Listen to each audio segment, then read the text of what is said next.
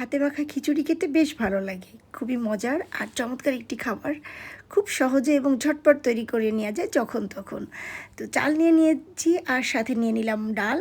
আর চাল ডাল আমি খুব ভালো করে একদম ধুয়ে পরিষ্কার করে পানিটা ঝরিয়ে নিয়েছি। তার ভিতর আমি এখন দিয়ে দেব গোটা রসুন, বেশ কিছুটা পেঁয়াজ, পেঁয়াজটা একটু বেশি করে দেব, লবণ, জিরা, হলুদ, তেল।